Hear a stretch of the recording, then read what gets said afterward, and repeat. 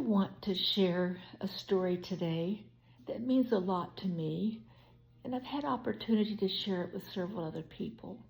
But it's a lesson that I feel like it might be useful for my family somewhere down the line.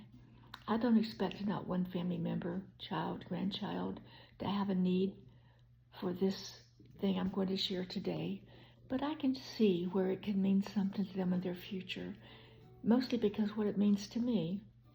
So I'd like to share it. I haven't prepared in any way. I just turned on this video, I start talking, because that's who Grandma is. It's not a show, it's not a presentation. I've chosen YouTube as the place to store it because I realize when I pass away, it's going to get lost. Where's it going to be? Even if it's on my computer, who's going to save the files on my computer? So the stories that I want to share, I can envision one of my grandchildren, maybe 10 years from now, rocking a baby and thinking on Grandma Gail.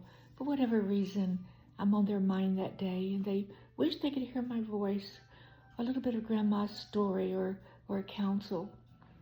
And they can do a search on YouTube for Grandma Gail's Tales and be able to listen to a story. Anyway, this is what's come to me today, and I want to really share it. Well, actually it happened over the weekend, but I want to share it today. It was probably 13, 14 years ago. I don't remember how long it was, but it was just a couple of weeks before my mother passed away. She passed away on August the 6th, and I don't remember the year, maybe 2006, but I don't remember, but I'm not going about that right now. At any rate, she was in a place physically and emotionally that I find myself. She had just moved into a new house. That's another story I can share if I get to later, but it's not necessary. But she had built a new home, which she'd always wanted to do. And in the process of the move, my father got double pneumonia. He was in the hospital. While she's sitting in the hospital with him, 3 ribs broke just sitting in the chair because she had very severe osteoporosis, and her bones just broke from doing nothing. So she wasn't able to get her house set up the way that she had wanted it and had dreamed about it being. And what had happened was very busy. I was very active in the church I had been in for most of my life. I'm not a part of that now, and maybe that's a story for another day too.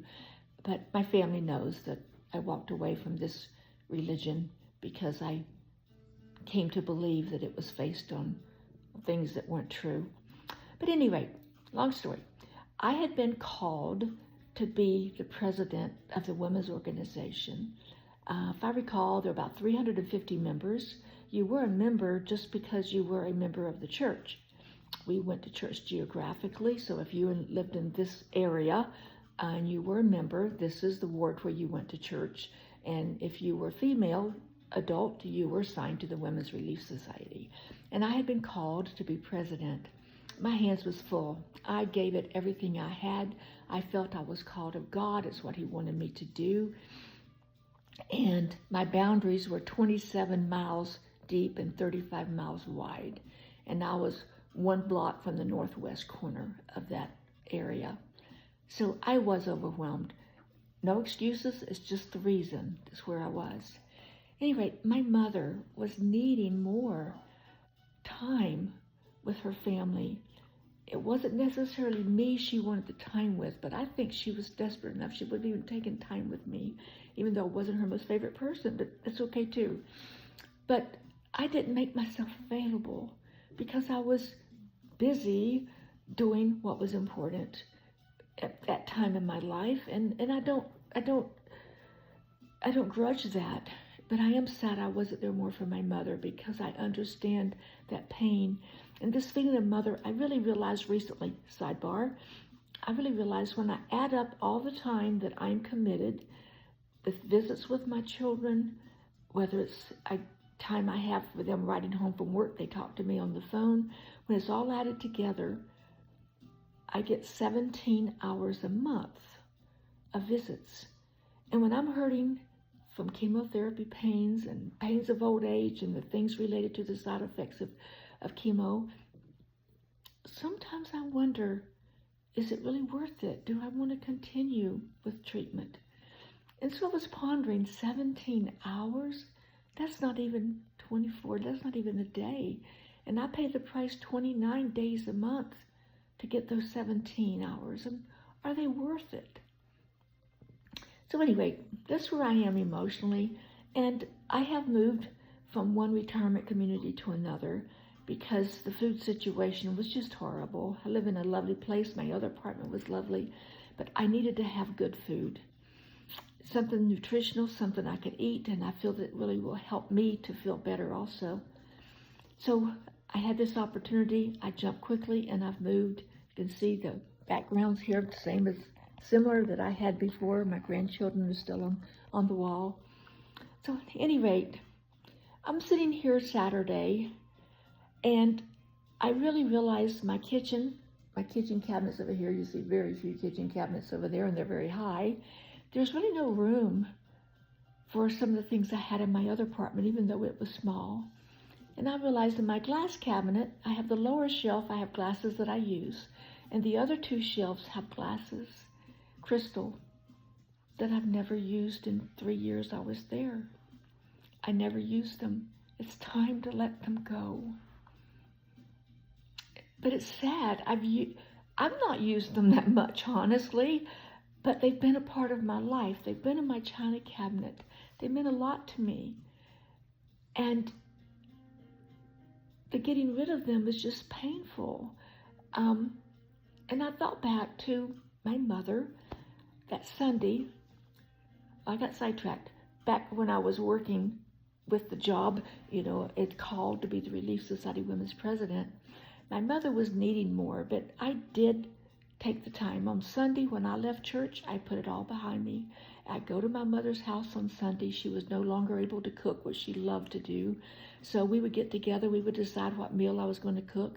I'm so glad I did learn how to cook chicken and dumplings her way, one of those visits. But I would cook and do the dishes, visit with her. And my husband would go off with my father in another room and talk men's stuff. And my mother and I would talk. And this particular Sunday afternoon, we were sitting in her sewing room. And I know very tenderly she would say, "Gail, honey." She said to me, "Gail, honey, I don't mind parting with my things, but I just want someone to treasure them the way I treasure them." And I remember thinking somewhat judgmentally, no one can treasure it like you do, because the thing in question was a box of trims. We didn't have Amazon and things of that nature back then, but she had a box. She was a seamstress. She had box little ribbons and bows and decals and little things you could add. And after she didn't sew clothing anymore, she would make pillows or afghans. And she could use these little things she had collected over the years for really pretty decorations. And it was hurting her. She wanted someone who could treasure that box like she treasured it. And I knew in my heart it wasn't going to be. And after she passed away, I do know, I was told, I wasn't a part of it, but I was told everything in that room they brought in a dumpster and dumped it in. And so she didn't have that pleasure of someone treasuring those things that she treasured. So anyway, I'm sitting there Saturday wishing that someone could treasure these things that I treasured. The thought of packaging them in a box and taking them to charity, dropping them off for charity to resell, to make a profit, somebody to buy them because maybe they can make a profit, but not really to cherish them. And it just was breaking my heart. But in a strange way, I understood that conversation with my mother 13 years ago. I thought I understood it then, but I understood at a deeper level on Saturday. I did something else Saturday I've never done before, but I got on Facebook Marketplace, and I had 12 cobalt blue bottles that I bought for a little project I was in with my daughter, my younger daughter, and there's no room for them, and I don't have need for them, and they were not anything that I needed to be treasured. So I listed them on Facebook Marketplace, and a lady called me to see if she could buy just 2, and I talked her into taking them all for the same price because I just wanted them out of my way. So anyway, I met her out front here at Vegas, at Revel Vegas, where I live. And I told her how I had things I was parting with. And she said, maybe I should get together with you and see what you have. And I said, come on in. And I realized as I sat in the chair, I told her my story about treasuring my mother's things. And my mother wanted her things treasured and me wanted my things treasured. And I really realized this lady, her name was Linda. My first name is Linda, a little bond there. And she went through the box and made a small box out of it and took a few things that she would treasure. And I thought, how blessed am I? Just the next day, 24 hours later, I was able to have the experience that someone took some of my things and they treasured them. I also packed up a box of things from my kitchen, things I've used, some of them for many years, measuring cups, things of that nature. And one of my granddaughters, she's 19, I'm not calling names on purpose here. You know who you are possibly. But this granddaughter just turned 19 years old. She's been out for a year on her own, and she has a new apartment that she's been in for a year. And these home items, kitchenware, I thought she might get benefit. If not, she has a circle of friends that I know she can share them with. So I invited her over last night. She came, and we put the boxes in her car. The dining room here at Revel Vegas was already closed for the evening because here they roll up the sidewalks early at 7 o'clock. But they are open at 7 in the morning. And so we went out, and she wanted to go to Cracker Barrel, a place we haven't been in many years. So we had a great time visiting. And I've been struggling a lot with depression lately, and I don't know why that is. But I really realized last night I did not get my afternoon dose of antidepressant, but I wasn't depressed when I was with that time unexpectedly with my granddaughter, and how special that was for me also. So I'm going to wrap this up. I've already been 12 minutes, but I just want to share with you, maybe it's a daughter who listens to this and you're getting older and you're needing to part with some of the things you've carried over the years. And I want you to know, don't feel badly that you weren't able to be there for me. You have your life to live, and I want you to live it. And I don't want to be a burden. I hope you know that. I don't want to be a burden. But I want you to know that I understand if there's things you don't want to part with unless you find someone who can treasure them. And I do hope, me who is struggling with my relationship with God now, because of the change of beliefs I've made, and I will talk about this one day. I hope before my time's up that I get a video here.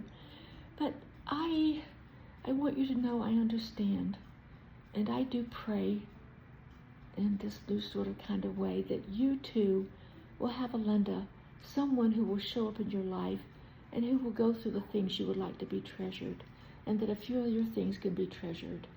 How I wish I'd have taken that box of ribbons and bows from my mother, and I could have treasured it for her, but I didn't. It's in the past. But for going forward, I want you to know that I understand. I love you. I love each of my daughters, my granddaughters, my grandsons. I have 2 grandsons that I got by default, I might say. Anyway, let that go. I love you all with all my heart. And I hope when you listen to this that it touches your heart at a time when you need it most. I love you, all of you. Bye.